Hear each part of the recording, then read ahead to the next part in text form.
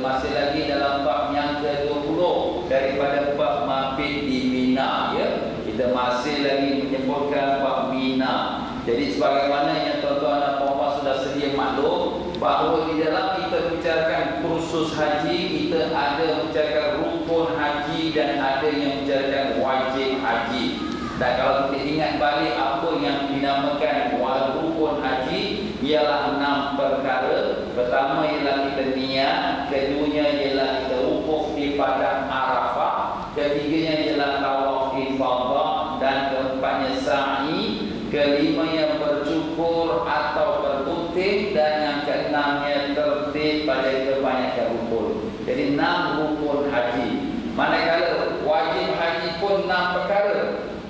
Pertama, berihram dari miqat, dan yang kedua ialah bermalam di Muzdalifah pada malam 10 Zulhijjah, dan yang ketiga ialah kita melontar jamrah Aqabah pada pagi 10 Zulhijjah, dan yang keempat bermalam di Mina.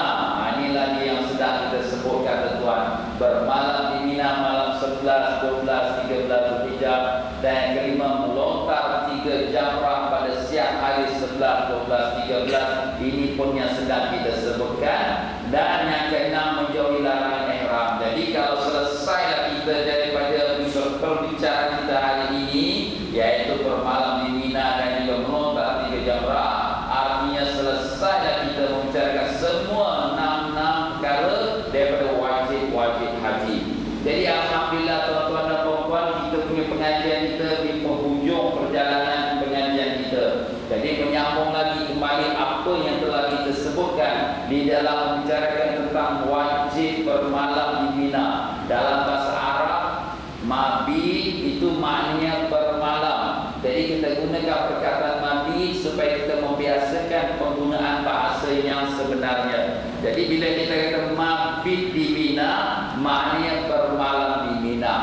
Dan kita telah mengetahui bahawa Mina ini adalah satu tempat yang kecil, ya, iaitulah antara Jamratul Aqabah sama Wadi Muhassir. Kalau kita lihat di peta depan kita ini, Jamrah Aqabah dan sampai Wadi Muhassir. Ini lebih kurang 2 batu jauhnya. Kalau dalam kilometer dekat 4 kilometer jauhnya. Jadi kalau macam inilah kecil saja Wadi Muhassir, kalau dibandingkan dengan isu kita, isu ni lagi besar lagi.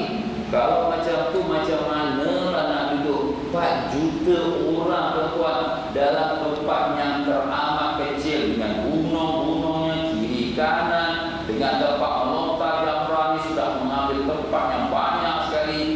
Jadi makin kecil lah kawasan Mina ini. Baiklah tuan-tuan dan puan-puan, dalam pelajaran kita dahulu, kita sebagai mengimbas kembali, ingat kembali apa yang telah kita pelajari. Kata alim-alim ulama kita, bahkan alim-alim ulama semua yang bersetuju, Rasulullah SAW sewaktu mengerjakan ibadat haji, Nabi SAW mengerjakan haji tuan-tuan dan puan-puan berapa kali dalam umur baginda? Sekali saja tuan-tuan. Nabi mengerjakan haji dalam semua baginda Nabi SAW hanya sekali saja. Sekali itulah yang terakhir sebelum baginda wafat. Lepas kerjakan haji 3 bulan, baginda pun kembali kepada rahmatullah.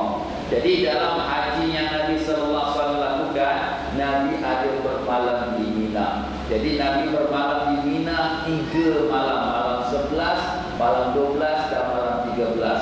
Jadi alim-alim ulama ada 2 pendapat yang berbeza tentang meletakkan hukum bermalam di Mina itu. Ada yang mengatakan sebagaimana kata Imam Malik dan Imam Hanbali, wajib bermalam di Mina, wajib. Berkata pula Imam Hanafi, sunnah bermalam di Mina.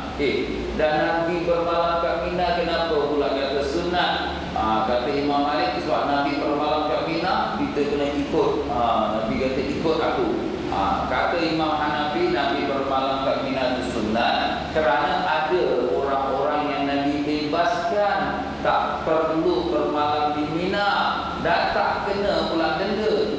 Jadi itu menunjukkan satu isyarat sebagai signal bahawa bermalam kat Mina itu sunnah. Kedua-dua itu ulama-ulama yang besar tuan-tuan. Jadi sebab itulah dalam mazhab Syafi'i terdapat 2 pendapat.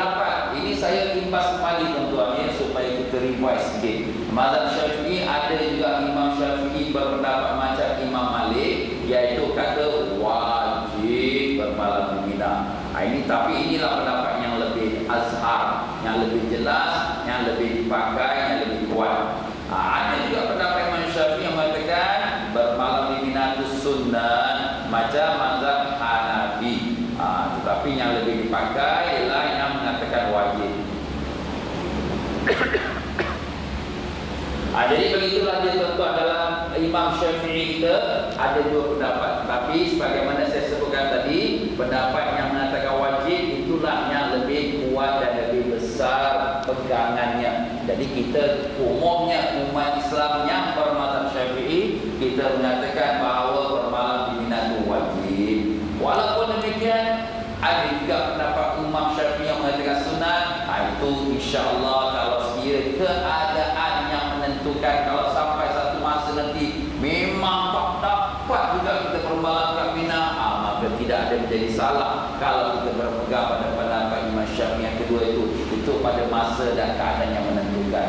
Baiklah tuan-tuan, walaupun sudah dikatakan wajib macam mana yang kita dah sebut tadi, tetapi ada juga orang-orang yang gugur kewajipan bermalam di Mina dan tidak dikenakan denda. Siapa dia itu? Itulah pengurus air, orang yang mengembala haiwan, ya. Jadi ini menunjukkan apa? Orang-orang yang menguruskan keperluan para jemaah-jemaah haji, mereka ni sibuk dengan urusan jemaah, mereka tak sempat nak bermalam kat Mina, mereka digugurkan daripada kewajipan bermalam. Zaman dulu ialah ustaz ada pengurus air Zam-Zam tu nak kena angkat dengan baldi, nak angkat dengan timba pergi perigi dia. Zaman sekarang apa nak urus air lagi, semua pakai pipe dah. Dan zaman dulu bolehlah pengembala, kita ni bukan pengembala ustaz. Walaupun kita bukan pengembala, tetapi ingat kita banyak jemaah nak kita jaga.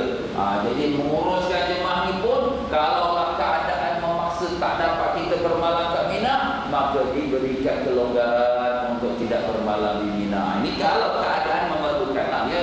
Dan demikian juga kalau orang yang dalam keadaan halangan, keuzuran, iaitu keuzuran yang diterima oleh syarak, seperti kata Imam Nawawi rahimahullah taala, orang yang sakit, yang jaga harta, takut harta dia hilang, ataupun dia tak sakit tapi dia jaga orang sakit, dia mungkin dia bawa datuk dia bawa nenek dia yang sakit, dia ataupun dia mencari orang yang hilang, jemaah haji hilang, dia kena cari ke mana jemaah ni hilang, ya, dan sebagainya. Jadi kalau sekiranya dia mempunyai halangan-halangan ini, maka dia diberikan keuzuran kelonggaran supaya tidak dia datang ke bermalam di Mina dan tidak dikenakan denda. Masya Allah, inilah menunjukkan bagaimana indahnya Islam ini tuan-tuan. Dalam satu masa dia meletakkan kemestian wajib, tapi dalam masa yang sama juga kalau ada masalah-masalah yang mendatang yang tak dapat dielakkan, yang diterima oleh hukum syarak, maka diberikan kelonggaran. Subhanallah. Inilah indahnya Islam tuan-tuan. Wajib kita berpuasa dalam bulan Ramadan. Kutiba alaikumus shiyam, telah diwajibkan kamu berpuasa. Tetapi wa in kuntum marda aw ala safarin fa'iddatun min ayyamin ukhra. Kalau kamu sakit atau kamu dalam belayar tak dapat nak puasa, fa'iddatun min ayyamin ukhra, maka gantikanlah pada hari yang lain pula. Subhanallah. Dalam masa yang sama kita wajib berpuasa Ramadan, dalam masa yang sama kita diberikan kelonggaran kalau kita ada uzur syar'i, uzur yang diterima oleh